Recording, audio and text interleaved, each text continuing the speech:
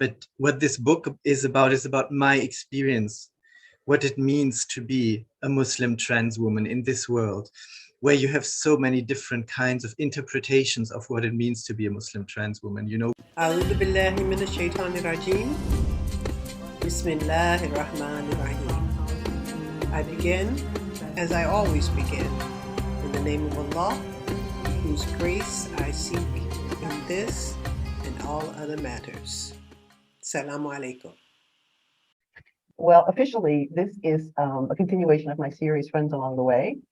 But I, for some reason, and these amazing friends that I have, there have been at least a half dozen publications that came out in the last year or so, about which I'm extremely excited. So I thought some people who had been guests before, I'm hoping to bring back, like Scott Kugel has an amazing book that he wrote about his journey with his peer. And Marina Mahathir has a book called The Apple in the Tree, which is also autobiographical about being the daughter of the Prime Minister to Malaysia. Yasmin Abdul Majid has an interesting book called Talking About a Revolution. And Aziba Mir Husseini's journey towards gender equality, I think it is, justice and equality. So these are guests that I've had before, except for Yasmin. These are guests that I've had before. So I'm hoping Scott Kugel Siraj will join us again, and Marina and Ziba. So fingers crossed. Today I'm going to introduce you to a new person to Friends Along the Way. I was so excited about her book that actually I think the idea of centering Friends Along the Way around a specific publication came because how much I love this book. First, let me introduce Leyla Jagiella is a cultural anthropologist and scholar of religion who has worked on orthodoxy and heterodoxy in Islam and gender and sexuality in Muslim societies. As a Muslim trans woman, she has been a community activist for more than 2 decades and has held workshops on trans Muslim intersectionality and empowerment in Germany, the UK, Pakistan, Malaysia, and South Africa. She's worked as a social worker with LGBTQI refugees in Germany and is currently project coordinator of the Jewish Muslim Cultural Festival, which I'll let her pronounce in German, and the Muslim Academy of Heidelberg in Germany. Thank you, Leila, you have the floor. Oh, I should say the name of her book. There we go. Among the Eunuchs. Please, Leila. Yeah, I can also show it here, and I don't have this background issue at the moment. Yeah. Oh well, thank you so much for having me here. Sorry, I'm really nervous. I'm super nervous and super excited about this. Assalamu alaikum to all of you. First of all, I'm really so happy to be here, and also thank you so much for your kind words. It's one of the best things that happened to me this year that you said you enjoyed this book, because this is really a huge endorsement, and it means so much, especially since your books meant so much to us, you know, and were part of my journey as well. Already for quite a long time. So this is really brings tears to my eyes. Really, I have to. I hope I hope my internet connection is going to last, because this is also such a great occasion. But everything here is a little bit not so stable at the moment with the incredible heat that we're facing in Europe at the moment. Yeah. Where shall I start? Let me tell you a little bit about myself. Some of you actually know me already, and I'm happy to see some familiar faces here. So yes, my name is Leyla Jagiella, which is how we pronounce it here in Germany. But I don't, you know, if you say Leyla Jagiella, it's constantly, when I'm in Anglophone countries, how they pronounce it. That's fine as well. It isn't even the original pronunciation of my family name, anyways, because it's actually a Polish name, and the original pronunciation is Jagiella. But we here in Germany also don't say that, so it's constant shifting of pronunciation depending on context and culture. And I think maybe that kind of sets the stage for my life, because a lot in my life and a lot in my book is about that, you know, how things shift and change depending on context and culture, how identities are formed, imprinted by the social context that we live in, but how there are also so many questions that we can ask about that, because that is a challenge for us, who always hold our identities to be something essential, actually, and who always try to find some kind of truth in the question of who we are. that question has bothered me for my whole life. I grew up in a very, very small town in Germany. I was born in 1980, and that was still West Germany. That was before the reunification of Germany. And it was a very, in a way, very culturally, ethnically monotonous society, especially in that small town that I grew up in. Very, mainstream, I think virtually white, almost 100% white German people living there. And my family being one of the very few families with an immigrant background. My father is of Polish origin. With it's a bit, family history is a bit complicated. I write about that in my book as well as Polish family background, but there's also family history in Istanbul, Ottoman Istanbul, and my mother is partly of Russian origin. My family name is very, very, I mean, everybody in Germany also constantly asks me what kind of name is that, because it's very clearly not a German name, but people also can't place it because it doesn't sound very Polish, right? It's not I don't know, it's not Polanski or something like that. It sounds very different. My parents also decided to give me a very, me and my brother actually, a very non-German, what you call this? I always have this old-fashioned word, good name, in my head. You know what I mean? So by name, I was already marked as different as well. My family history was different from all the people around me who were very much, these kind of families, white German families who probably have been in that small town for 200, 300 years, and there hasn't ever been any change in their history. You see, racism and constructions of race constantly shift and change as well, of course. And we had, in the 80s in Germany, we had a very, very narrow definition of who qualifies as German, and who was not seen as maybe fully white, fully acceptable to the German mainstream, and who not. So Ausländer, which means foreigner in German. So everybody was an Ausländer, even if you're already second generation or third generation in the country, you were still called a foreigner. We kind of, I mean, people of my generation accepted that to some extent, and we felt, we developed this identity as, we were the Ausländer kids, basically, no matter if you were Polish or Russian or Turkish or Arab. So that is how we felt at that time. It's quite different now because there's so much more focus on Islamophobia at the moment, also on racism, much more racism, much more now also constructed around skin color. That's much stronger now than it was in the 1980s. So that was the one part of my story, why I started to, wonder, who am I? Where do I belong? Do I belong in this small town? Do I belong in this country? Why am I called a foreigner, even though I was born in this country? I grew up in this country. My mother language is German, actually, because both my father's family and my mother's family decided that there's no use of continuing the original languages of their families, and they didn't have any other common language. So obviously it's German. And still I had to grapple with this idea of being constantly marked as different, always being asked, where are you from? Where are you really from? Where are you actually from? And the other part of my identity is that very early on in life already, I realized that I had an issue with my gender. I was assigned the male gender at birth. I was raised as a boy, but I'm a very, very textbook example of a trans woman, I always say, because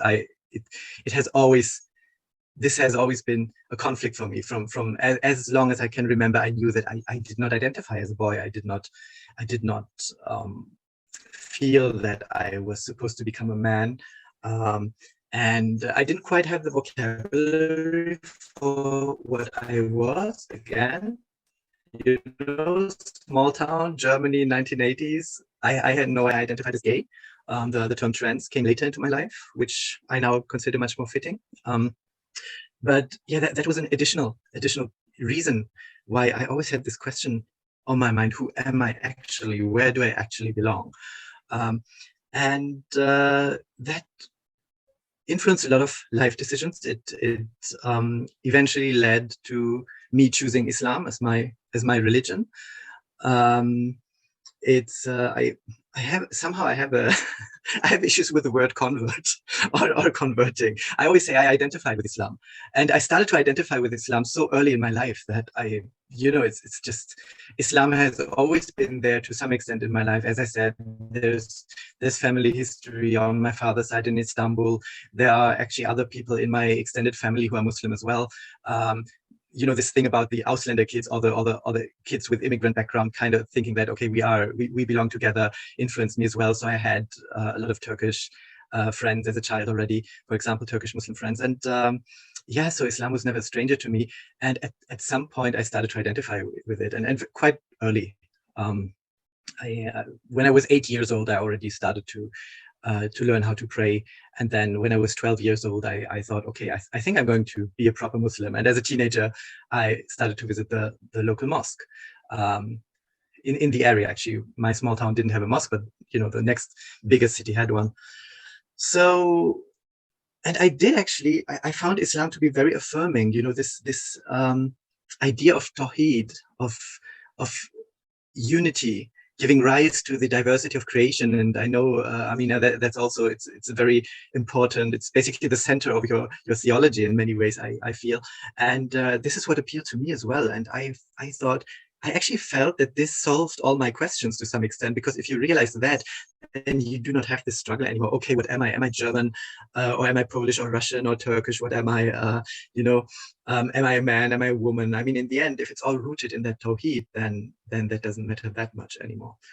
Of course, that is not the Islam that I experienced then in that small mosque that I started to visit as a teenager. And as a teenager, the gender issues and sexuality issues become much more pronounced. Of course, you have a lot of stuff going on in your body, a lot of changes that you actually don't like as a trans person, because as a child, children are androgynous in many ways, but then of course as a teenager you notice, oh my god, I'm changing into a man, basically. That's very scary as a young trans girl to experience that. It's very scary. And neither my mainstream German small town surroundings nor my mosque surroundings, my Muslim community, was affirming of that in any way. I couldn't find any solution to my issues there then, which was very much very painful in the mosque context in particular, because again, as I said, I first experienced Islam as an answer to my questions, but then suddenly you become part of this community and you realize, oh, but actually this sets a lot of limits and it doesn't help you very much. So my savior in many ways was the internet, which came into my life in the 1990s, and it gave me the opportunity to do my own research, to connect worldwide to Muslims. It was the time when you suddenly had queer Muslim people popping up on, I don't know, listservs and Yahoo groups and stuff like that, and of course also your work, Amina, was becoming more prominent at that time, and so stuff was happening, but it was only accessible to me through the internet. And I connected to Muslims from all over the world, in particular also from South Asia. In general, I mean, a lot of the pioneers of the queer Muslim movement have a South Asian background, even in the diaspora in UK or in the US, Canada. And already when I was, I think, 16 years old, I heard about this traditional third gender community that existed in South Asia, and that is to a great extent Muslim. Not 100%, there are non-Muslims in the community as well. And of course it differs from India to Pakistan, Bangladesh, but it is in general a very Muslim community. So I thought, oh wow, so there is a traditional idea that actually accepts that gender is more complicated than this cisgender binary. And I decided that at some point I would have to explore that. And I do consider it very much a miracle that I remember how I was 16 years old, and I prayed to God that please make me somehow get there and encounter this and learn from that. And I was, I was praying for that, and it did happen approximately 4 or 5 years later. My first contact was with the help of a US-American trans activist, Annie Ogbon, who had contact with the community in India. She introduced me when I was about 20 years old. I met the community, which in India is called the Hijra community, at a big Sufi festival in Ajmer Sharif. And then I lived there for a while and came back to Germany. And then I returned for a longer time, for a couple of months. Then I'm shortening it because we're going to talk about details of this later as well, I'm very sure. But it was back and forth. I came back to Germany. I went to India. I started to transition. I actually started to transition in India. So I had made up my mind at that point. I'm surpassing telling you about all the drama that happened until then. I had a very, very difficult teenage years. I was suicidal, went through a lot of trauma, trying to change myself first, a lot of these kind of things, not feeling accepted, neither in German mainstream society nor in the Muslim community. But at that point, when I was 20 years old, it was clear for me, okay, I am Muslim. I am a trans woman. What am I going to do about it? I'm going to transition. And I'm going to meet that community. And I did that, and I transitioned. I started to transition in India. And then later, I connected to the community in Pakistan as well. And that is actually where most of my connections are now. And most of my friends and sisters are now. I spent extended times in the houses of this community, first in India. And my book, again, I'm going to hold it up. My book is a lot about that experience. And I have to clarify that and I say that right at the beginning, that it's not, because a lot of people think it's a book about that community, but what I'm saying is that, okay, I'm not doing that. I don't want to do that. I'm not writing a book about some, exotic community somewhere. That's a very colonial approach. Which was something that some people suggested I should do. I started to study cultural anthropology, and in cultural anthropology, that's very normal to do that, right? I mean, this is basically what anthropology traditionally thrives on. It's a very colonial subject, actually. I know. But what this book is about my experience, what it means to be a Muslim trans woman in this world, where you have so many different kinds of interpretations of what it means to be a Muslim trans woman. We have, of course, we can start with ISIS, Daesh, who have murdered trans people and who say there's no place for trans people in Islam. There are complicated settings, such as in Iran, for example, where there is state-sponsored gender reassignment for trans people, but also the limits that the state sets for sexuality and gender are very tight in many ways. And then there are traditional societies, and we find them all over the Muslim world, who actually have concepts of more than two genders, and what does it mean to be a trans woman in our day and age, and engaging with all of that, and engaging also with all the problems which come with that, all the hierarchies that exist in our world, the racism that exists in our world, the differences.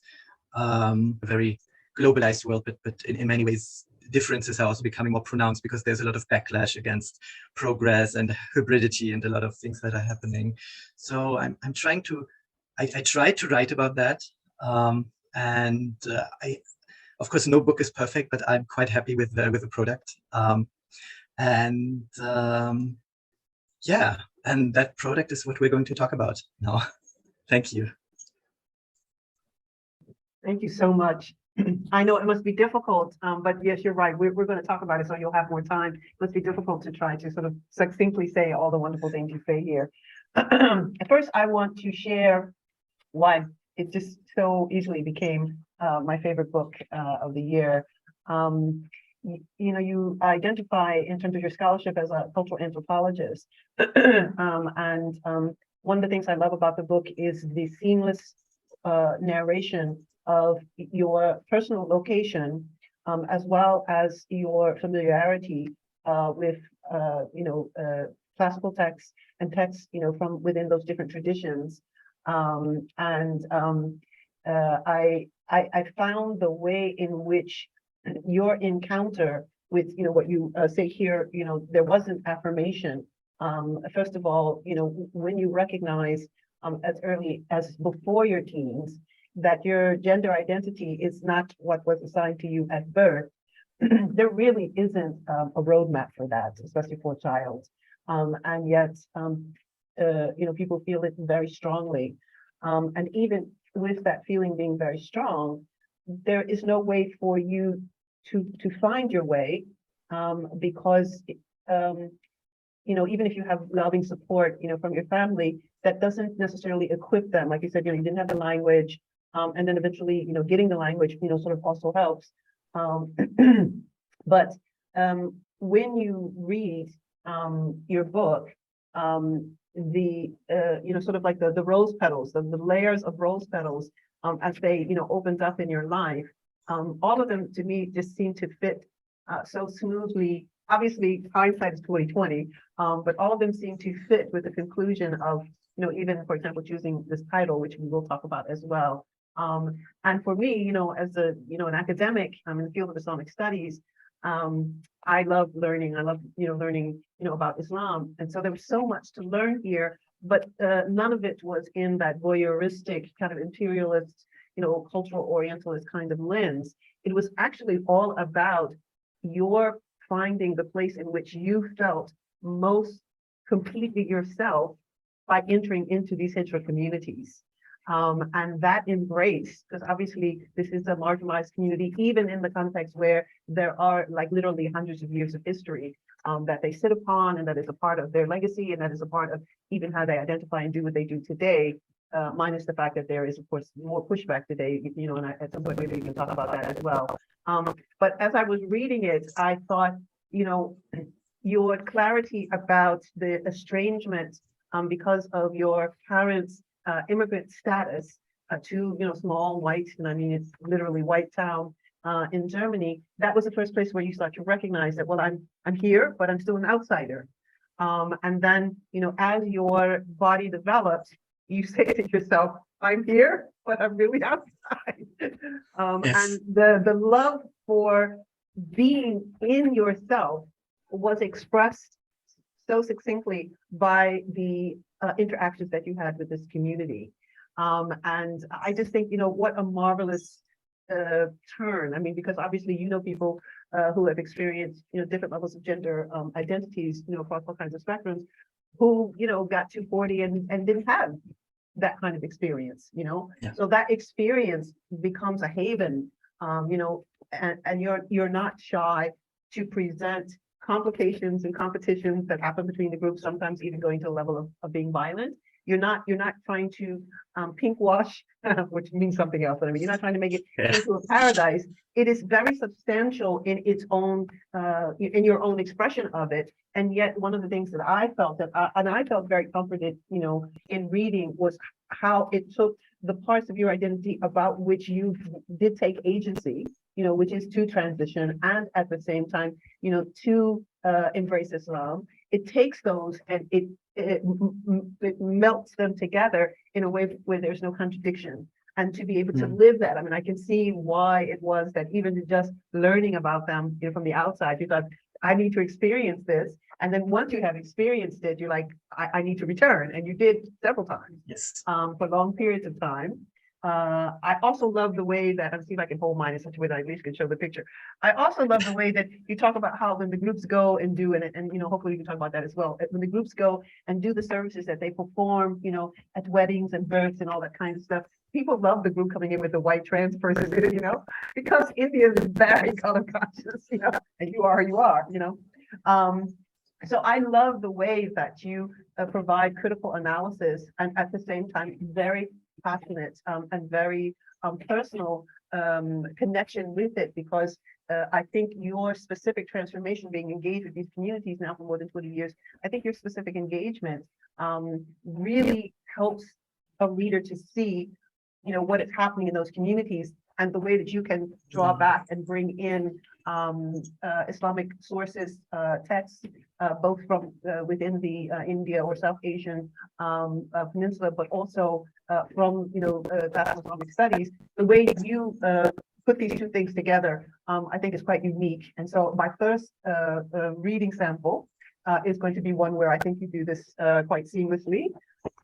Now, for me to read when the camera is on is always a little bit awkward, so just give me a second. I'm glad that you're reading and I don't have to.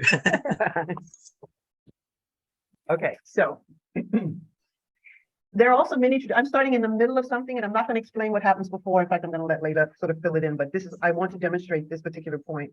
There are also many traditions passed on in Islamic literature that caution the good Muslim against intolerance towards the mukhanithun. And mukhanithun are one of the classical terms used for people who are between genders, because they may actually turn out to be especially blessed by God. In the Risala of the 11th century scholar Al-Qushayri, an earlier Muslim scholar, Abdul Wahab al-Thaqafi, is quoted saying, "I once saw that a coffin was being carried by 3 men and a woman. I took the place of the woman and we walked out to the cemetery, performed the prayers over the deceased and buried him. Then I said to the woman, 'What relation was he to you?' The woman replied, 'He was my son.' I asked, 'Didn't you have some neighbors who could have helped you in this?' She answered, 'Yes, but they despised him.' Again, I asked, 'Why? What was he like then?' She replied, 'He was a mukhannas, and the people despised him for that.' Then I felt sorry for her and took her in my house and gave her money and grains and clothing. That same night, I saw an apparition, as if a moon-like person came to me wearing white clothes on the night of the full moon and thanked me. 'Who are you?' I asked him. He replied, 'I am the mukhannas whom you buried today. God took pity on me because the people despised me.'" This combination of the classical expression, your capacity to be immersed in these texts, and at the same time to weave them into this complex relationship between being despised and at the same time having special blessings. This was one of the things about the book that I enjoyed the most, because it is so thoroughly, in my words, I would say it's so thoroughly Islamic.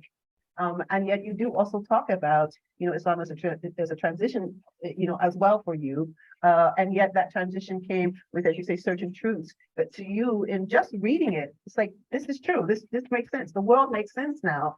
That doesn't mean that, we engage with Muslim communities. We're always experiencing that as well. But it's very clear here that in some ways, at the depth of your being, you had this intimate relationship with Islam from the beginning, and it was the knowledge production, that brought that affirmation, which of course allowed you to then delve in even more, follow more traditions. So, you can talk a little bit about that particular quotation or the term mukhannas, or please.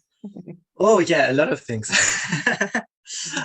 Yeah, let me first say a little bit about that the combination of the let's say the experiential dimension on these scriptures. I have to say that when I'm looking back at that journey, my journey, then I'm always amazed about how much personal experience makes a difference when it comes to text, because quotes like this one, I think I stumbled across this quote already in the 1990s when I started to do my own research online, and I think I haven't actually found that online. It's actually from originally there's a translation by a German Orientalist, Helmut Ritter, who translated this parts of this Risala.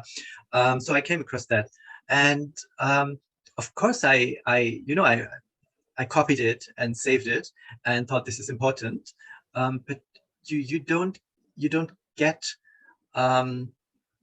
you still don't feel fully, how to put it, fully affirmed just from a textual source, and this is something that I felt with all my engagement with textual resources. I mean, whether it comes to Quranic interpretations or hadith or whatever, you find a lot of wonderful, beautiful, positively affirming stuff, and it does help you on your journey. It's very important.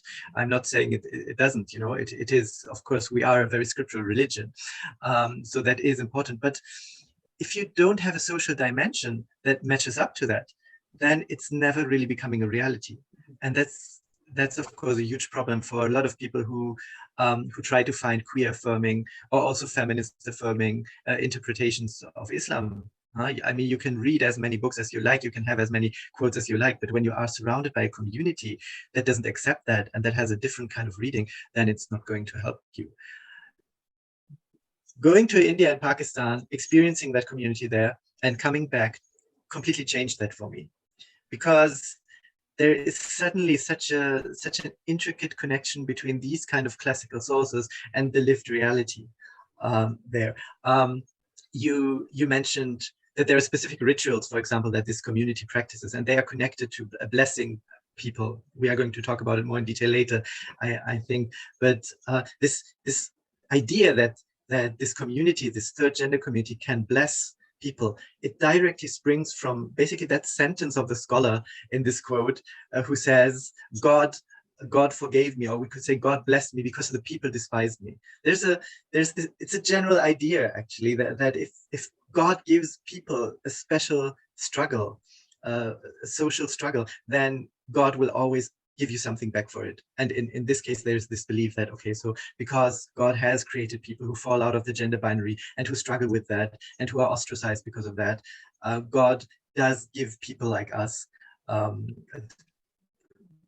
you could say, a direct connection in certain fields. So there is, something that I found years ago in a classical Islamic text suddenly becomes a lived reality. And then it can really sink into your heart if you experience that.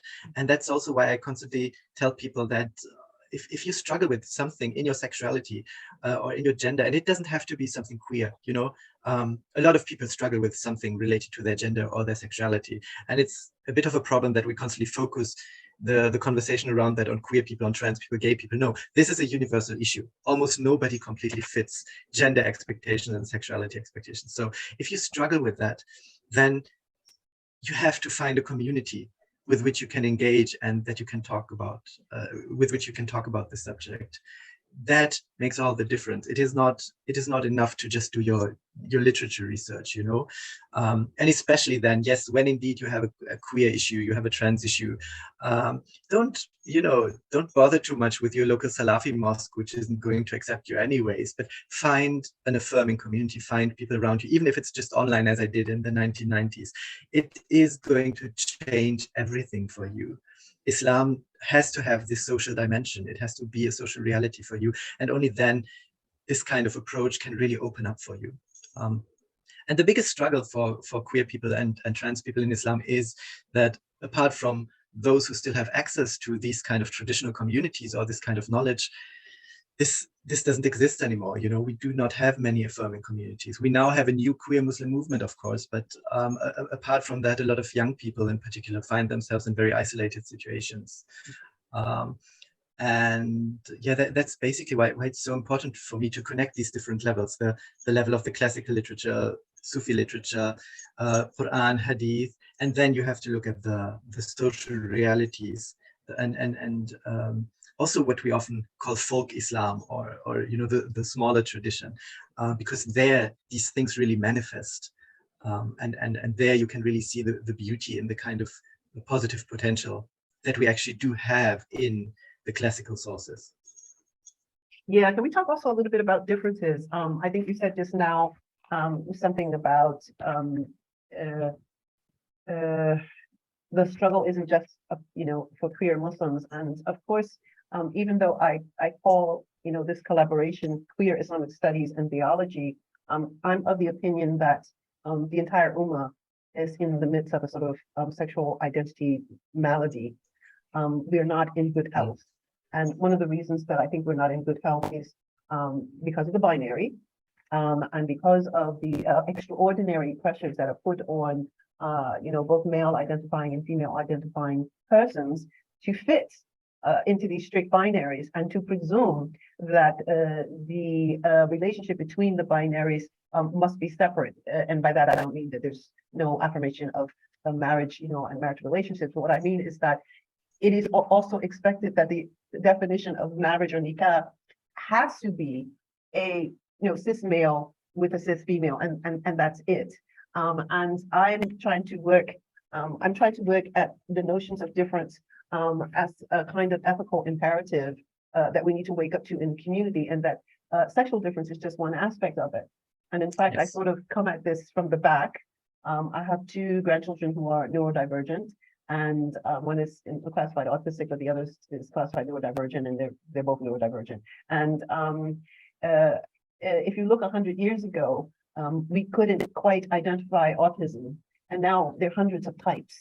And because it strikes, in childhood, and has such an impact on the capacity of a child to live a meaningful life, to be recognized with their divergence, in order that their educational process, their socialization process, their relationships with family, everything embraces their location. And so if we look at that, to me, in a way, what that does is to say that we are all different, and some of our differences are such that until they are embraced fully as an aspect of humanity, someone is going to experience less than their full subjectivity, their full personhood. And when I cast it through the situation with children, especially in terms of neurodivergence and other developmental differences, when I cast it this way, I feel like it's a little bit benign and that no one is going to find any issue with it. But to me, it is equally so with regard to so many aspects of our identities, and that sexual differences is part of it, and that the rigid binaries are prisons that we often are stuck in, and we try to operate, to the best of our ability in them, because people say, well, that's all that there is. But in reality, we are actually learning, who is ourself that comes into a body, at birth on the earth. We, come to the earth in a body, and that body goes through its own growth and transformation. And then there are cultural, let's just say, energies that are trying to shape what that identity is supposed to be. And that the shaping is sort of, square person into a round hole, square peg, round hole, or round peg, square hole, whichever one it is. We're forcing people to, somehow fit into these other molds. When in actuality, the Sufis say, would you know your Lord? You have to know yourself. So in a way, Allah puts us, on the earth in a body so that we can make the highest realization through this body.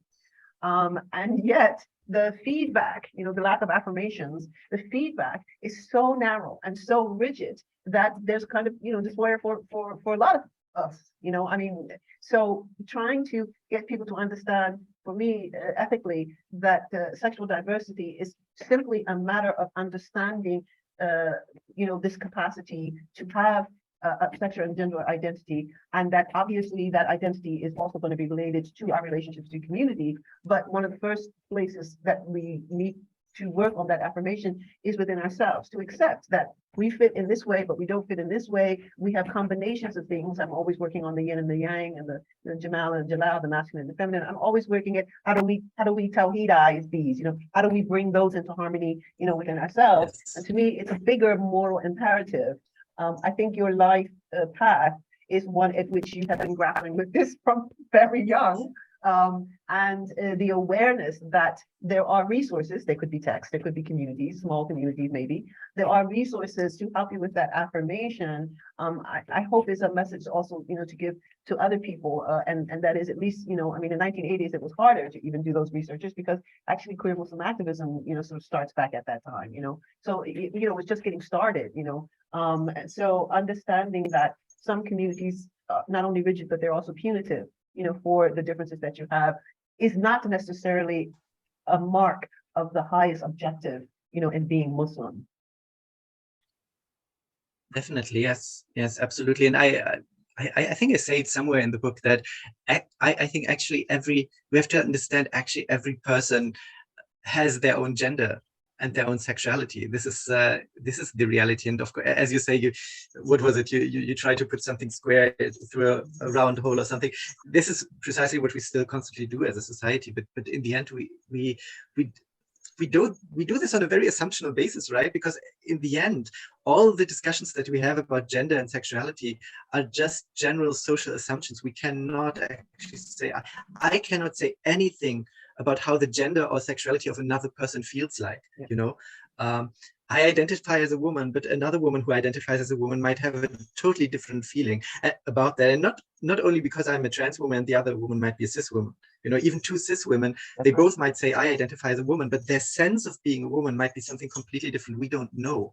This is the craziness of human life. We cannot look into other people's heads or hearts. We just can't, but we just operate on these kind of social assumptions. And then we try to create these huge categories like sex and gender, and different cultures have done this in different ways.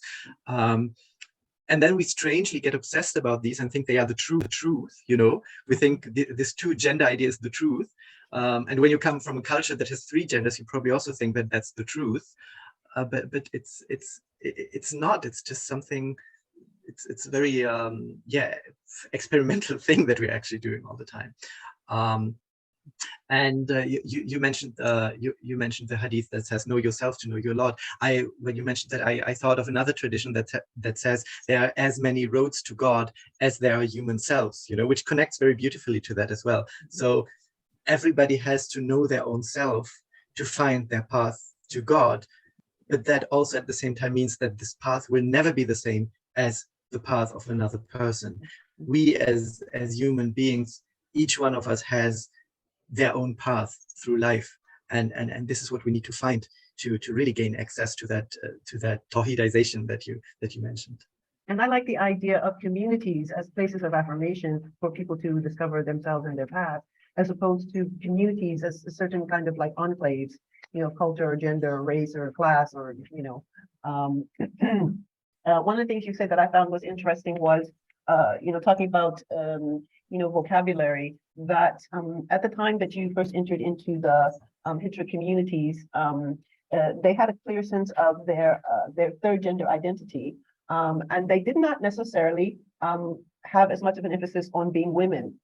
And in the West, you identified that, you know, and especially of recent, there's been much more emphasis on the acceptance of, you know, as you say, one woman does not have the exact same experience as another woman, even if it's two cis women together. Can you talk a little bit about that? Because I thought that that was really fascinating, because you were part of a transformation in time, and, you know, you were coming at it, you know, from, you know, sort of a totally, let's just say, virginal location. In other words, you didn't know. I mean, you know, you were discovering as you went along, and, you know, you talk about in the book that, you know, identifying as a woman is especially important in the context of the discourse in the West. It wasn't so much where there was a location for the third gender. So can you talk a little bit about that? Yes, with great pleasure, although it's not easy to talk about this, and I'm always a little bit afraid of stepping into a bear trap, because it's such a controversial topic at the moment, right? We're having all these discussions about TERFs, trans exclusionary radical feminists, all these discussions about whether trans women should have access to all cis female spaces or not. It's a very, very politicized discussion at the moment. A lot of people instrumentalize that discussion now also to further other agendas with conservative YouTube speakers at the moment. And yeah, and there has been a very famous author, a British author, who has been saying a lot of controversial things in recent years on this topic. So it's not easy to speak about this, because people will feel threatened when I say that we need to question the universe, what you call the universality of categories, of genders. I constantly run into trans activists, mostly white Western trans activists, who are very, very insistent on being accepted as women in a gender binary way. And when I suggest to them that there are different cultural, let's say, different cultural readings of being trans, where you would identify as a third gender instead, then they see that as an attack on their identity, and they see that as actually transphobic. And there's often this assumption that, and that assumption I find especially troubling. There's often this claim that these people who have 3 genders or 5 genders, that they just didn't understand it properly. You know, they were okay. They were just under pressure of patriarchal values and in a patriarchal society, and so they were not able to properly be who they actually are. But of course, we as white trans activists, Western trans activists in the year whatever 2022, we know the truth, you know. And as I said before, you know, every culture, of course, thinks that their particular view of gender and sexuality is the truth, without realizing that any other culture will also think the same. And it's a very colonial attitude, very imperialist attitude to say that these people just don't understand properly, you know. I didn't experience it like that. I mean, when I when I think of the gurus that I encountered 20 years ago, guru means teacher, of course, but it's a term in the community for the elders, the respected elders. They had a very sophisticated understanding of their gender. It's not that they didn't understand. It's just that they constructed gender differently, but still in a way that makes sense. And my personal experience moving in these different spaces has always been that to some extent, each interpretation of gender does make sense, because it just, it has a different experience to be a woman, for example, in Pakistan than it is to be a woman here in Germany. And so accordingly, whether you want to organize gender just in a two-gendered way or a third-gendered way, that's not about a truth, but it's about what makes sense and what is practical and what gives you access to dignity, human dignity, in which context, basically. And of course, in our context here in the West, where our society has been so much focused on the gender binary for such long time, when somebody says to me, "You're not a woman," then that means that they actually say, I'm a man in a dress. And that is the offensive part about it. That is the problem with the TERF discourse, you know? It's a totally different thing in a traditional setting where there traditionally have always been three genders, and where you can say, okay, you are not a woman, but you're not a man either. You have a space, you have a place, and that place has an honor, it has a dignity. So for me, the conversation should be much more about that dignity. We need to create societies in which everybody has to be respected in their dignity, you know? And then when we can achieve that, then it doesn't matter so much whether we organize society according to two genders or three genders or five genders. But the important thing is that nobody feels hurt in their dignity because of the construction of gender that we live. Yeah, I had 3 other passages marked, and I can tell we're not going to get to it because I actually want to make a space for people in the gallery. What I'm doing is I'm timing it to keep us at about 1 hour from when we started the recording. So just in case you're looking at your clock and you're saying, okay, that hour is up. I don't know if it's going to, have a chance to come up, but I really liked your chapter on Islamisms and Islamophobia, especially with regard to this issue, because just as what you were saying there, sometimes, part of a discourse is used in a utilitarian way by someone who is against, trans identities. And also, I do want to say before I ask the gallery, you are focused on male to female transition. And I wondered if you could speak about, I know your experience is located there and the community is located there, but what about female to male transitions? Since it's not covered, I know it's a part of the reality. And it's like I focus on the Quran and people say that I'm against Hadith. It doesn't make me against Hadith to focus on, what I love to do. So this is not so much a critique. It is a question, but I do want you to just give a response. Oh yeah, and it's necessary to address that question because I get it all the time. My decision was that, as I said, this book is not a book about the community, but it's a book about my experience and my engagement with the community. And my experience and my engagement is as a trans feminine person, and I can only speak for this particular trans feminine experience. That's why I focus on it. A lot of the things I write about also are important when we talk about transmasculine experience. And as I said, I do believe that a lot of it concerns everybody because everybody has questions about their gender and sexuality.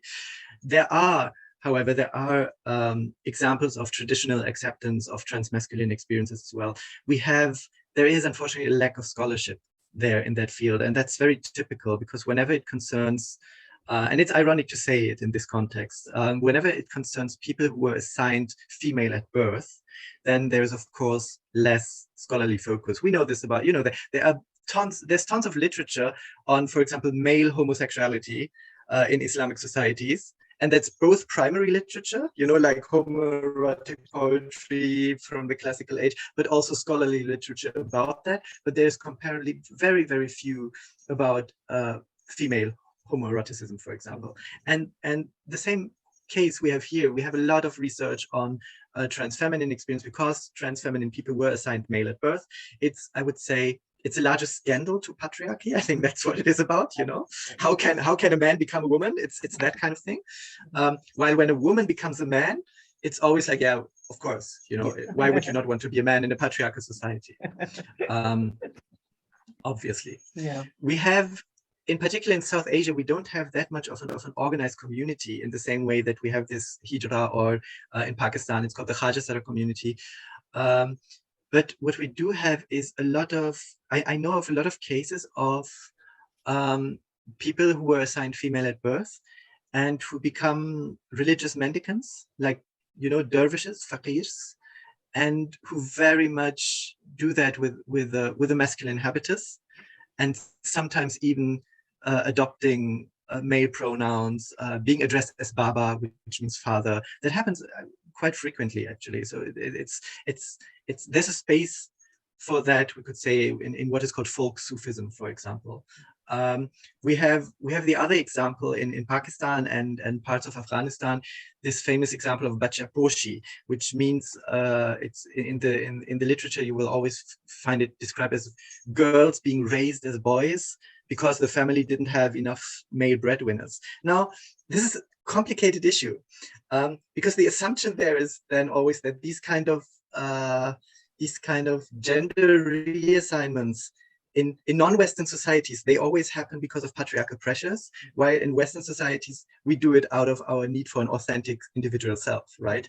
I don't think it's that easy. If you look at families, for example, that decide to raise, it's mostly Pashtun families, they decide to raise one of their daughters as a boy, they won't do that randomly. They usually won't just say, okay, we're just, we're going to count to 3 and the third child is going to be a boy. That's not how it works. But they look at the qualities of the child and they look at which child would be actually also willing to fulfill a male and masculine role. And I know of many cases of these Bachaposhis who actually are very happy with adopting that male identity, and not just because it's so much more better in a patriarchal society to be a man, but also because they do have a masculine gender identity. So I think we need to look at these cases a bit more, with a more critical eye, and also understand that likewise in the West, my gender choices or anybody's gender choice are also not just individual choices. We're also influenced by patriarchal structures, by social structures. So that's always an interplay between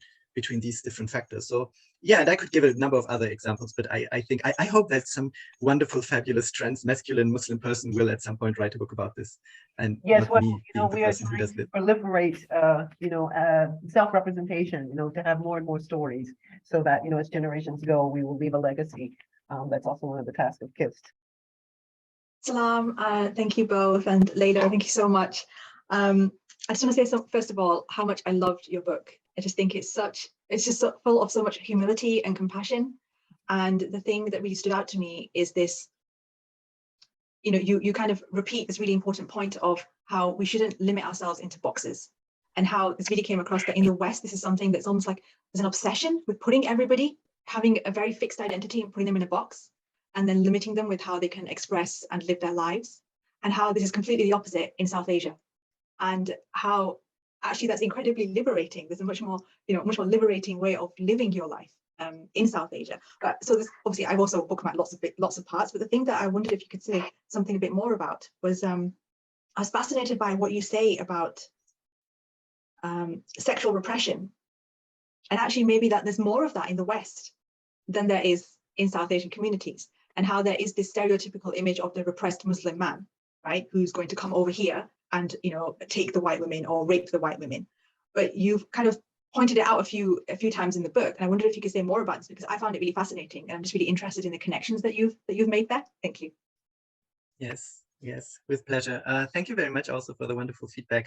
Of course, as Amina said, it's not, I don't try to depict any context as a paradise, so it's not as easy to, I don't know. It's not that people in South Asia don't put you into boxes. Of course, they put you into a lot of boxes. There's class, there's caste, there's, and there are a lot of constraints on women as well. It's just to mention that it's not. But what I'm saying is that there's certain areas where actually there's much more potential for looking at things in a much more liberated way in other contexts than it is in Western societies now, and especially Western modernism, which is also now a global thing, which has spread to so many parts of the Islamic world and also to South Asia. And a lot of the problems that we see now, like the different religious fascisms, they are a product of modernism, actually, So it's modernism in particular.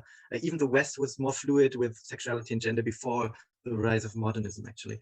I talk about sexual repression in particular from the viewpoint of a transgender woman, of course, and that is maybe not the experience of let's say, a girl being raised in a cis girl being raised in a traditional South Asian Muslim family, of course. But my encounters with men here in the West have always been of, well, they have been disastrous, you know, because this Western need for putting everything into boxes and categories and identities has created this fear among a lot of transgender women. And there's all this discourse around that. I mean, it's become a bit better because society is changing. We have a more diverse discourse now. But when you look at movies that were produced just 5, 10, 20 years ago, in a lot of movies, you will find this joke about a man finding out that the woman he's dating is trans, she is a man. And then it's this horrifying thing, and it's so horrible and so terrible. It's used in a lot of comedy movies as a plot to make the audience laugh, for example. And where the reality is actually not funny at all. We have a lot of cases, especially in the US, a lot of cases of murder where men murder trans women because of precisely that, because of this transphobia. They cannot deal with their own attraction to a transgender woman because that makes them question their own sexuality and their own gender identity. And I say at some point in my book, what can be more sexually repressed than that, you know?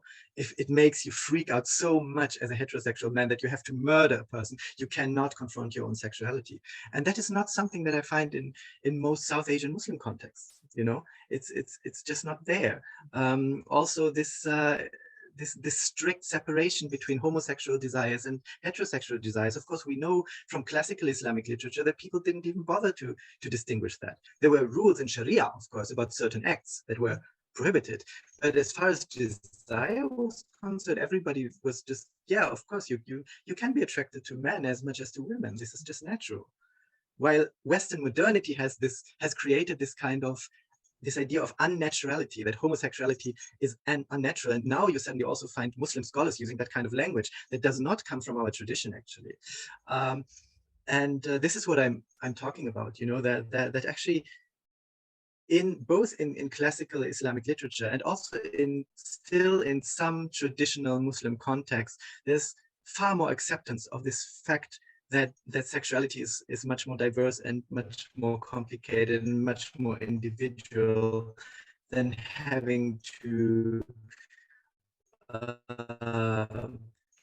freak out because there's a straight identity, you know. I hope this answered your question. Yeah. Eve, do you mind if we do this, Eve, because you are going to ask a question, but also you can just go ahead and talk about the book club. Talk about the book club first, then ask your question, then we can end with Leila and I can close. Can we do it that way? Yeah, for sure. Okay, Assalamu alaikum, everyone. My name is Eve, and I am working, collaborating with KIST, and together we are offering a book club. So essentially, it's your typical structure, a typical book club where we kind of get together once a week and we read a chapter prior to our gathering virtually, and then we get together to discuss it. So essentially, the purpose of our book club, of course, is to hold space and honor the experiences of our members. And it's a very safe space, actually. This is our priority. So currently we're reading the book Homosexuality in Islam by Scott Kugel. And of course, once we finish the book, we will be offering different options where we the members vote and we decide on what we want to read. But really, it's a unique space because we engage with scholarship and academic literature, but at the same time, it's an opportunity to share experiences, lived experiences. And I think this is what we tend to lack in our mainstream Muslim communities outside of this space, where our experiences tend to be ignored and we tend to be pushed and ostracized once we express either our support towards the queer community or ourselves are members of the queer community. So it's a very unique space. All of us are, alhamdulillah, very supportive of each other, and we share resources, we share additional readings and videos, and of course that's under a KIST, and that makes it even more unique. So I will drop the Facebook link in our chat, so in case you want to join, because we do have a private Facebook group where we share resources and we engage in additional conversations, always based on the book, or if we need support, and we kind of reach to each other. So yeah, I'll drop it in the chat, and inshallah, I would love to see all of you joining us, because it's an amazing experience. I look forward to it every week, and the insight and the experiences, the stories that are being told are of course unique. So I'll make sure you reach out to either myself or Ursa if you have questions, if you need any clarifications. We'll be happy to clarify anything you need. Yeah, anything else you'd like me to add? No, that's good. And everybody who is subscribed to KISS does get a notification when you're meeting. So if there are people here who are only part of the Patreon page, do let me know to make sure that also Ursa can send you connections. But yes. So, and your question was, or comment to Leila? Yes, I do have a question because I have been thinking about this a lot. How were you able to really empower yourself and to be able to ignore this negativity and hate that's coming from mainstream Muslim spaces and honor your true identity? Because I myself, even though I'm a cis woman, right, I'm doing all this work in queer spaces and aspiring to have a career in academia, inshallah, but at the same time, being a member of the mainstream Muslim community, I have a hard time, dealing with the backlash that is coming from certain spaces. And I was wondering if you could advise us on this, how to be able to move past this. That's a huge question. Well, I think for me, as mentioned, the critical factor was really experiencing the life in that community, because it just as I said, it created a completely different reality for me.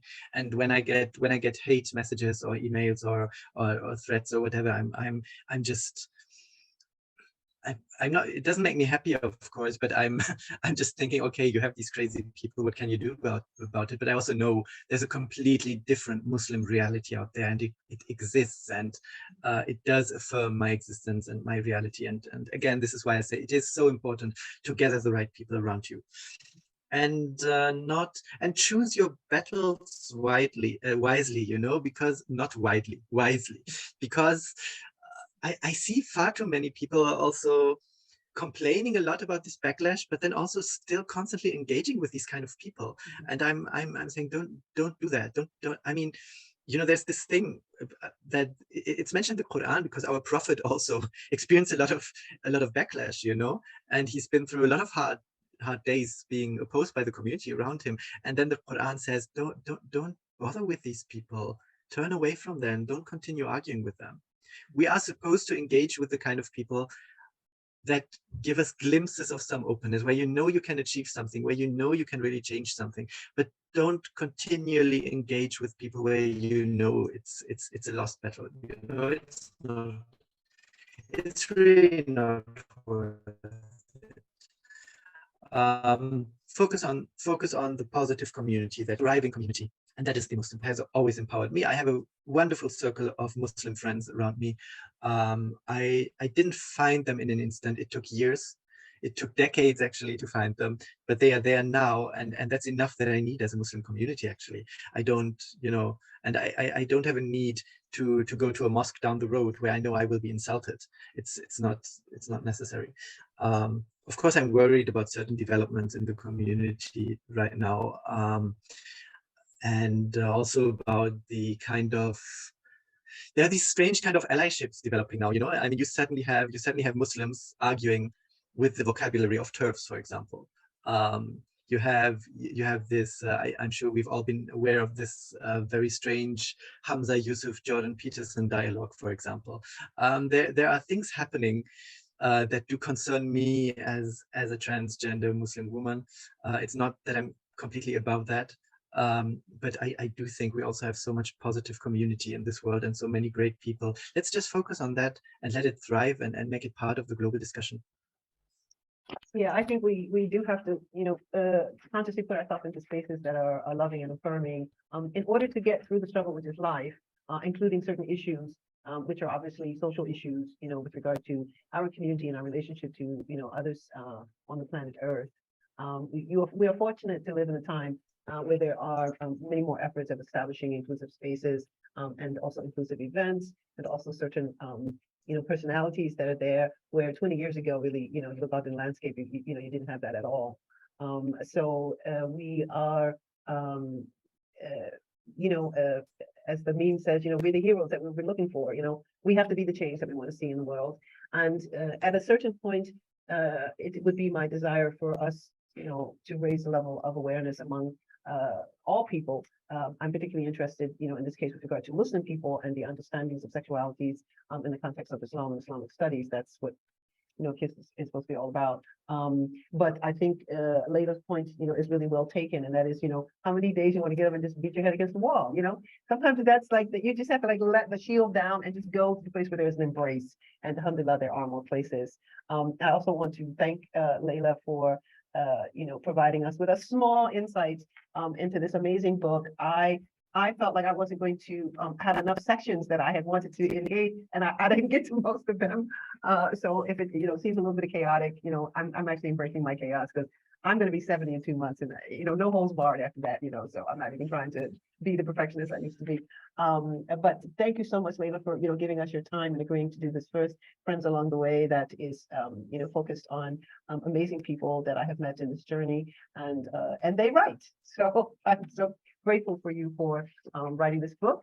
And those of you who are in a context where you can order the book. Mine was a gift from a friend when she came from the UK. As soon as it came out, I'm like, I need this book before you come to Indonesia. Get this book for me. So alhamdulillah, I'm very grateful. Thank you all for being in attendance. And I look forward to just, the names that I mentioned at the beginning. These are people that I'm hoping that I'll be able to have joined us for Friends Along the Way that's focused on some of the things that we brought out of the pandemic. I brought a book out of the pandemic as well. And I did a little promotional on that on Monday, and that's going to be made public a little later next week. Also, because we're still having inside discussion within Queer Islamic Studies and Theology, we are going to do a section on Hadith with Dr. Aisha Musa, who's a scholar of Hadith, an amazing scholar. It's going to be, we're going to try to keep within the 1 hour slot. We're just now trying to look at a time that's convenient for her coming up. Thank you for your support, Salam. Thank you all for being here. So let's stop the recording.